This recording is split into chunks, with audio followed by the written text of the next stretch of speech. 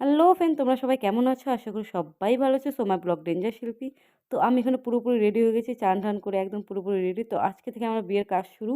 মানে আজকে আমার বাড়িতে সত্যনারায়ণ পূজা। তো বিয়ের আগে সবার বাড়িতেই আগে সত্যনারায়ণ পূজা হয়। তো এখানে যা সবাই রেডি, একদম স্নান টান করে সবাই পুজোয় বসে গেছে। আমার বাবা মা সবাই পিছু পিছু সবাই বসে গেছে। আর অলরেডি পূজাও শুরু হয়ে গেছে। এই যে আমরা দেখতে পাচ্ছ খুব সুন্দর করে পূজা পালন হচ্ছে। আর এটা সকাল থেকে আমার মা বাবা সবাই কাজে ব্যস্ত। আর আমি একটু কাজ করছি না, কেন আমি নতুন বউ বলে কথা, এই জন্য একটু কেন কাজ করবো, আমি একটু কম কম কাজ করবো। তো যাই হোক, আমার ভালোই লাগছে দেখে চারিদিকে। আর আমাকে কেমন লাগছে প্লিজ একটু কমেন্ট করে বলো। আর এখানে দেখতে পাচ্ছ এখন অঞ্জলি দেওয়া হচ্ছে, সবাই আমরা দাঁড়িয়ে দাঁড়িয়ে অঞ্জলি দিচ্ছে, আর ঠাকুরমশাই বসে বসে মন্ত্র বলছে। তো যাই হোক, আমাদের মানে পূজা তোমার শেষের দিকে, পূজা আমাদের পুরো কমপ্লিট হয়ে গেছে। তোমার পুরোপুরি ব্লগটা দেখতে থাকো, ভালো লাগলো অবশ্যই লাইক কমেন্ট শেয়ার করবে। তো অলরেডি আমাদের পূজা শেষ শেষ হয়ে গেল পূজা। এখন একটু মানে ঠাকুর সেবা নেবে, তারপর প্রসাদ খেয়ে তারপর খাওয়া দাওয়া আছে।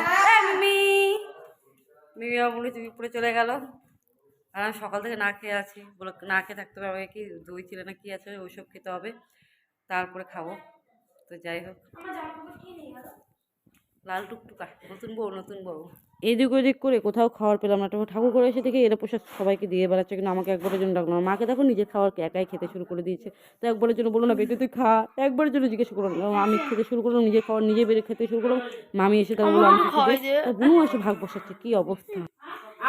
শিল্পী তোর বিয়া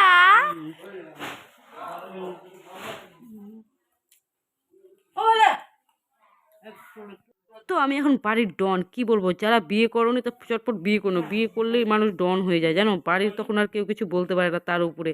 তো যাই হোক, বাড়ির সবার উপর গরম দেখাতে খুবই ভালো লাগে। আর এখানে প্রসাদটা ভিতরে খেতে খুবই অসুবিধা হচ্ছিলো, সেজন্য বাইরে আমি টোটোতে বসে প্রসাদটা খেতে শুরু করেছি। চেটে পুটে প্রসাদটা হেভি টেস্টি ছিল, মানে বলার মতো না, দারুণ লাগছিল খেতে। কিন্তু আরেকটু চাচ্ছিলাম মায়ের কাছ থেকে, মাটাও শুনছিল না, দিচ্ছিল না। তো সেটাই খেয়ে একটু শান্তি করি। তো আমার ব্লগটা এখানে শেষ, নেক্সট ব্লগ না আবার দেখা হবে। তো টাটা, বাই বাই।